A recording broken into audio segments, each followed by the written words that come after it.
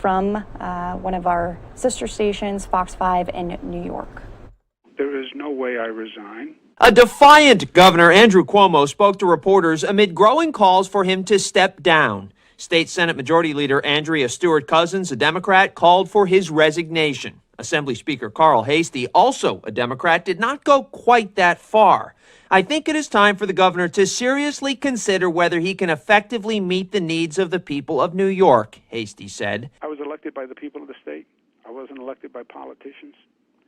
I'm not going to resign because of allegations.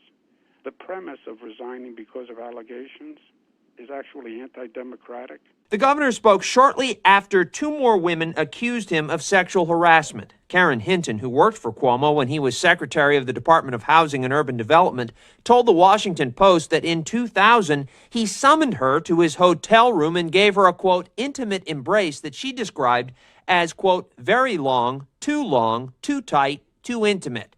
Hinton later served as press secretary for Mayor Bill de Blasio. Every woman has a right to come forward. That's true. But the truth also matters. What she said is not true. She has been a long-time political adversary of mine. Truth is the longtime adversary that Cuomo fears the most, Hinton hit back. And Anna Liss, another former aide, told the Wall Street Journal that Cuomo once asked her if she had a boyfriend, called her sweetheart, touched her on her lower back at a reception, and once kissed her hand. I say to people in the office, how you doing? How's everything? Are you going out? Are you dating? That's my way of doing friendly banter. 5 women have now accused the governor of sexual harassment. Senate Majority Leader Chuck Schumer did not join the chorus of those calling for his resignation. I have full faith in the Attorney General's investigation. This is not about me and accusations about me. The Attorney General can handle that.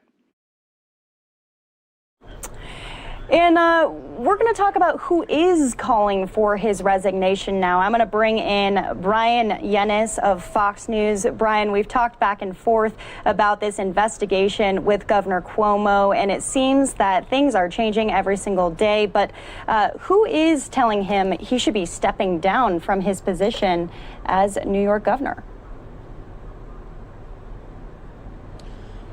Well, good evening. According to a Fox News count, right now we have about at least 47 New York State legislators that are calling for Governor Andrew Cuomo to either resign or they're calling for his impeachment. But earlier today, the head of the New York State Assembly, the Republican leader, actually, I should say, Will Barclay, had a press conference in which he announced the introduction of an impeachment resolution in the New York State Assembly, which would get the ball rolling on impeaching the governor. Now, look, bottom line is that Democrats control the state legislature here. They have super majorities, but it'll only take a simple majority, 76 out of the 150 state assembly members, to actually pass this resolution. So I think if you have all the Republicans, you do a little math, we're probably at 63 maybe, but we'll see ultimately where we're at there.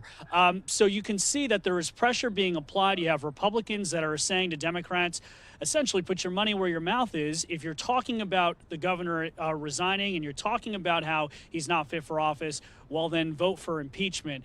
The governor obviously digging in his heels here and asking Democratic colleagues here to stand by him in his call to the public and to lawmakers to reserve their judgment until ultimately this independent investigation is released in a public report by Attorney General Letitia James.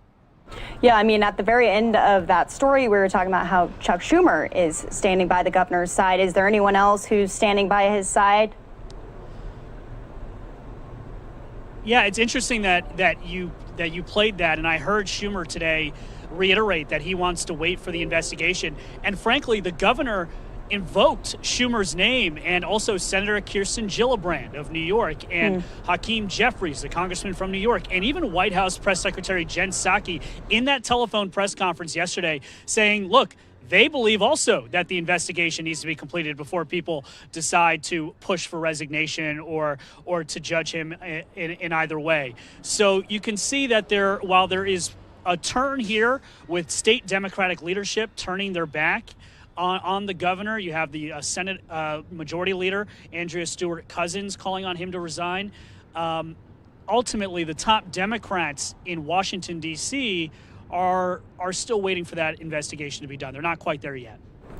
And every time we talk about, obviously, these allegations, there's other allegations, a whole different scandal, that nursing home scandal. Any new developments in all of that? Because this has pretty much taken the headlines, these unwanted gestures that continue to just mount on the New York governor.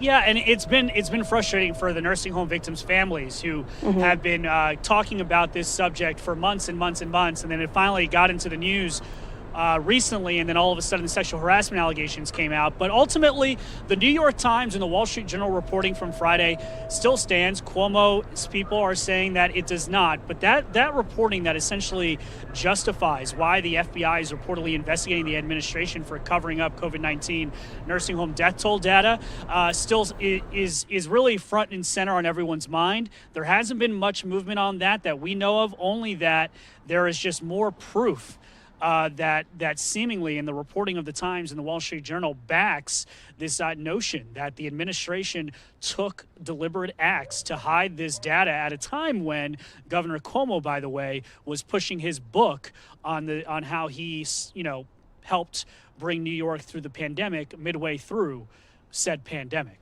Yeah, sure. So I ask you this every single time, but anything specific that you're going to be watching through the rest of the week here?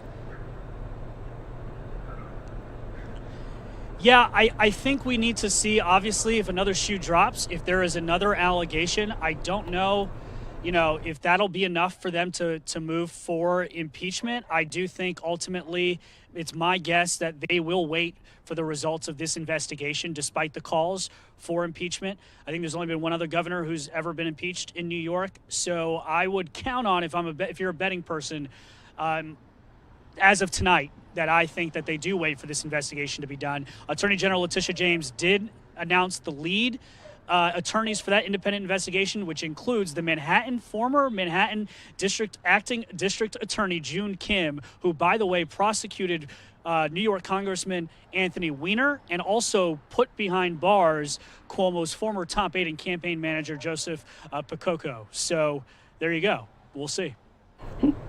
Yeah, a lot to be keeping our eyes on here. Thank you, Brian Yennis, out there in New York, for continuing to follow this story. I'm sure we will be talking again very soon. Thanks for having me. Good night. And let's move forward here. Some other information coming in about Governor Cuomo. A woman's sculpture, this is a live look of New York, by the way, was put up outside of Governor Cuomo's office in New York City. The statue was part